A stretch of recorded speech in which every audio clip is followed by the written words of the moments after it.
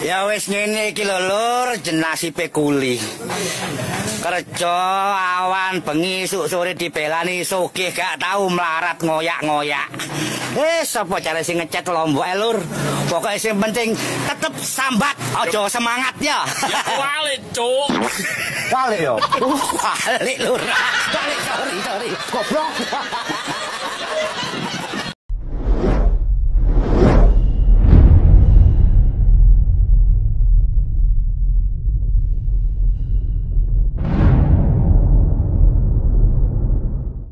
Terbongkar sudah kasus dibalik viralnya Gus Miftah dan apa motifnya? Untuk pihak istana waspadalah jangan sampai posisi Gus Miftah diganti dari kaum Wahabi itu target mereka. Tentang Gus Miftah sampai viral.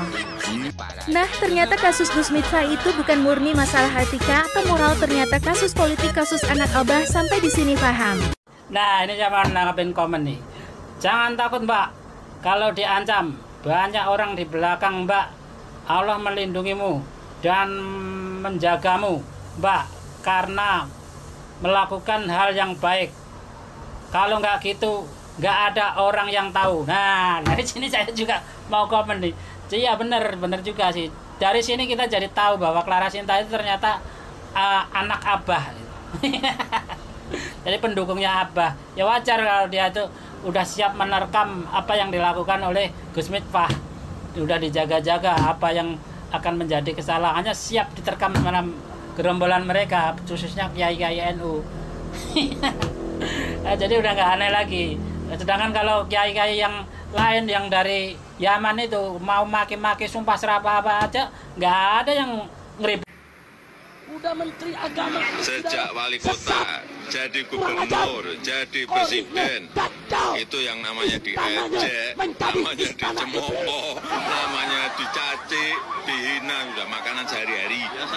Putin diam aja kan, sampai maki-maki presiden juga nggak ada yang itu yang ributin. Dan di sini saya juga tahu bahwa ternyata Clara Sinta itu, oh ini toh kelakuannya. Dan semakin browsing semakin banyak, semakin ketahuan juga siapa Clara Sinta. Dan di sini ada banyak video-video yang lain. Coba kemarin kita simak sama-sama.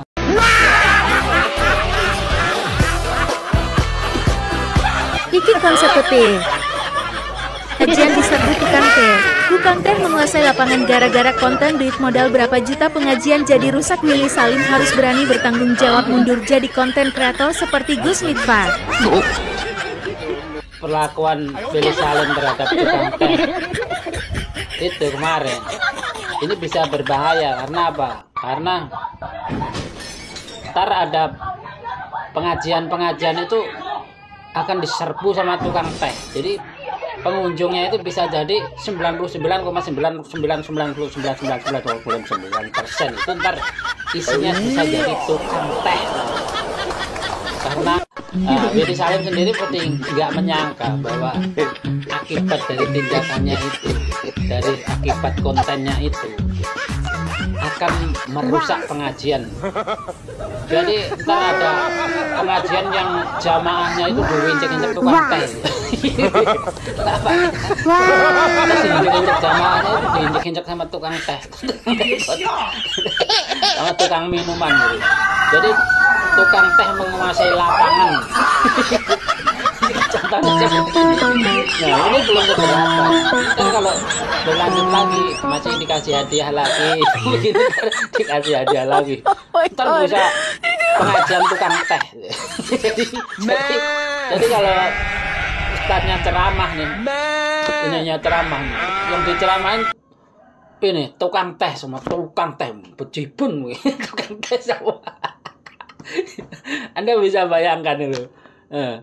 Ini begini nih gimana ini solusinya gimana? Terus kok masalah begini juga yang saya sesalkan itu pihak istana itu kok overacting reaksi gitu. Jadi ada peristiwa begitu langsung saya ikut-ikutan campur turut tangan, belum dipelajarin apa sesungguhnya yang terjadi, tapi pihak istana juga udah overreaksi gitu. Kayak Mayor Teddy langsung mengecam Gus Miftah, Terus jubirnya itu juga mengecam Gus Miftah dengan kepleset lidah sendiri. Kalau begini gimana bro? Ayo solusinya gimana nih? Ntar ada pengajian tukang teh ini kalau begini caranya. Setiap acara mesti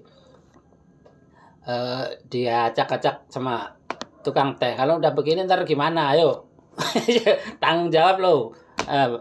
Willy Salim harus bertanggung jawab masalah begini sama orang-orang yang ngasih hadiah itu. Hadiah sih 100 juta, 200 juta nggak ada masalah. Tapi cuman kalau ntar terus ada acara, setiap ada acara terus jamaahnya diwincing-wincing tukang teh, ntar Willy Salim juga harus tanggung jawab ini urusannya.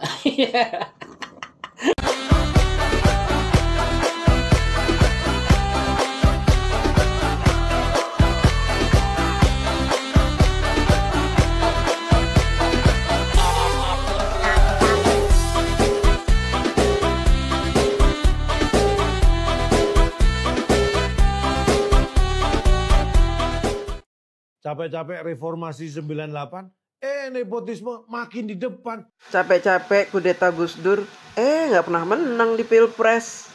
Capek-capek sebar isu politik dinasti, ketahuan ternyata Megawati yang politik dinasti. Capek-capek gedein partai, nyungsep deh, kalah di mana-mana. Di pilkada kalah, di pilpres kalah, cuma 16%. Jangan ya dek ya, jangan ya dek ya.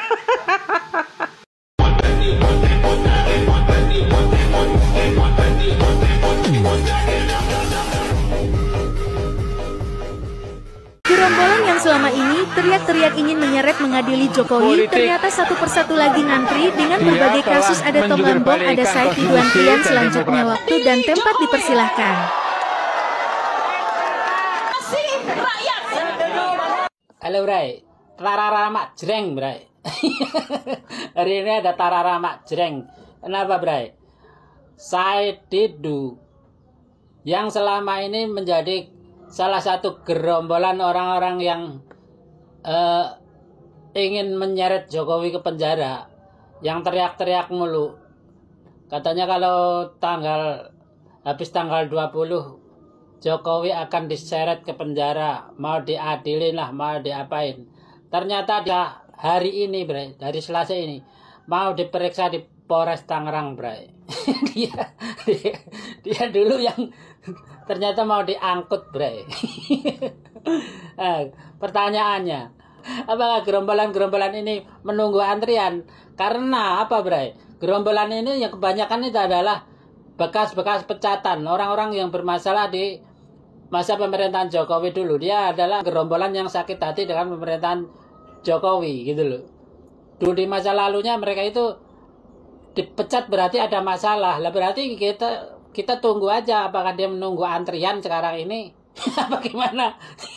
Gitu apa seperti Tom Lembong, seperti itu kan dulu memang dipecat karena bermasalah, dan akhirnya di zaman Prabowo ini dilakukan tindakan gitu loh bro. Pertanyaannya apakah yang lain itu juga seperti itu sehingga mereka itu sangat berisik sekali?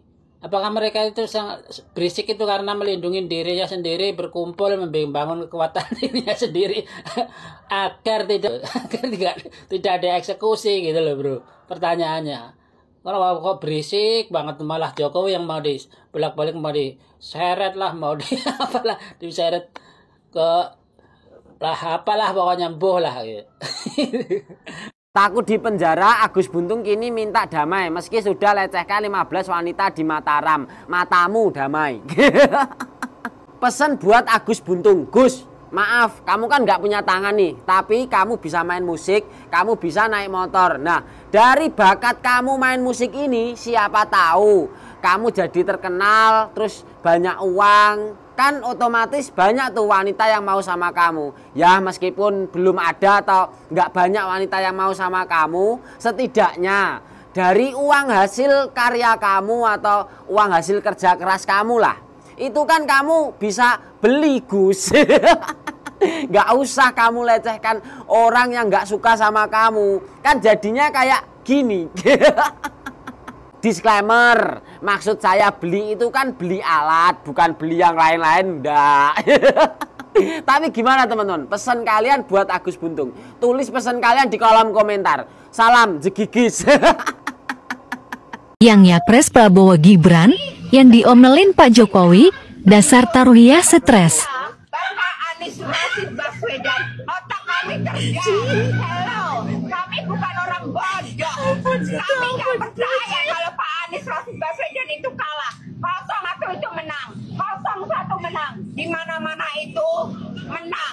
Ya, karena kami sekali lagi tekankan, wahai Bapak Jokowi, akuilah kesalahannya, akuilah kekalahannya, jangan dibalik. Katanya dapat bocoran nih, udahlah 01 akuin kesalahannya. Hello, nggak mungkin, mustahil. Mustahil kalau 01 kalah. Hakul yakin Allah punya kuasa. Pasti Bapak Anies jadi presiden. Anies presiden. Dugaan saya kalau Anies jadi presiden, periode 5 tahun itu cuma sibuk ganti nama jalan tol, ganti nama jembatan, ganti nama bandara, ganti nama waduk. Itu bisa jadi ya. Dugaan saya kalau Anies jadi presiden, selama 5 tahun dia cuma sibuk meresmikan kembali apa yang udah dibangun sama Pak Jokowi. Tapi dengan nama yang baru. Nama jalan sekarang jadi ganti rumah sakit, jadi ganti nama, jadi rumah sehat. Padahal kalau mengacu ke Undang-Undang Kesehatan, nomenklaturnya itu sudah jelas, rumah sakit namanya. Gara-gara satu orang gubernur yang bisanya cuma mangap gonta-ganti nama, ribet dunia kesehatan. Jadi gubernur aja sekarang rumah sakit dan jalan yang diganti nama. Ini baru jadi gubernur nih, rumah sakit, jalan diganti nama. Kebayang nggak kalau nanti jadi presiden? Bisa-bisa nama provinsi dan nama negara dia ganti. Dan anehnya itu dibilang prestasi sama pendukungnya. Kadang-kadang saya ini mikir ya, Anies ini nggak sadar lagi digorok-jorokin sama pendukungnya. Masuk akal kan? Ya, soal kesehatan yang penting itu pelayanan nakesnya bos, bukan ganti namanya. Dan ganti nama juga percuma kalau pelayanan nakesnya amburadul. Jangan-jangan ini tuh cuma upaya Anies biar namanya tuh dikenang di RSUD, jangan-jangan. Kalau nggak bisa bangun minimal namanya tuh berubah atas inisiatif Anies gitu loh, maksudnya gitu. Jakarta menghukum Jokowi dengan apa? Tentu dengan tidak memilih siapa yang di-endorse. Yang berbicara ini pendukungnya atau loyalis Anies Baswedan. Dia mengatakan Jakarta menghukum Bapak Jokowi dengan tidak memilih orang yang didukung oleh Pak Jokowi atau di-endorse oleh Pak Jokowi. Dia mengatakan masyarakat Jakarta itu lebih kritis dalam memilih. Makanya siapa yang didukung oleh Pak Jokowi katanya tidak dipilih oleh warga Jakarta. Begini, kalau terlalu cinta kepada orang-orang keturunan Yaman itu, jadi hatinya yang buta, bukan matanya saja. Ya, nggak berpengaruh kepada Pak Jokowi Ridwan Kamil menang atau tidak pemilihan gubernur di Jakarta. Ya, masyarakat Jakarta tidak ada menghukum Bapak Joko Widodo. Yang jelasnya masyarakat Jakarta menghukum diri mereka sendiri dengan mengedepankan sakit hati, dengan mengedepankan kebencian. Mereka lupa memilih mana yang terbaik untuk daerahnya. Kan begitu. Ridwan Kamil telah terbukti kinerjanya. Ya, terbukti. Sebagai kepala daerah terbukti kinerja Ridwan Kamil. Yang mau kita tahu, apa prestasi Pramono Anum? Hah? Iya kan? Daerah mana yang pernah dipimpinnya? Kan begitu? Dia hanya seorang kader partai politik. Ya, menduduki jabatan-jabatan di dalam partai. dan dipilih oleh Bapak Jokowi untuk duduk di dalam kabinet Pak Jokowi, bukan memerintah sebagai kepala daerah. Di mana letaknya masyarakat Jakarta menghukum Pak Jokowi? Iya kan? Yang ianya kebanyakan masyarakat Jakarta memilih tidak pakai nalar dan logika. Ya, karena memang di Jakarta bersarang manusia-manusia dari bekas ormas HTI dan FPI dan seluruh pendukung-pendukung keturunan Yaman itu berkumpul di Jakarta. Ya, mereka sakit hati saja kepada Pak Jokowi. Ya, hanya itu. Jadi Pak Jokowi nggak dihukum masyarakat Jakarta. Masyarakat Jakarta menghukum diri mereka sendiri dengan memilih orang yang tidak pernah menjadi kepala daerah dan belum tahu kapasitasnya. Hanya itu saja. Rano Karno tidak akan berkutik karena dia hanya wakil gubernur calon.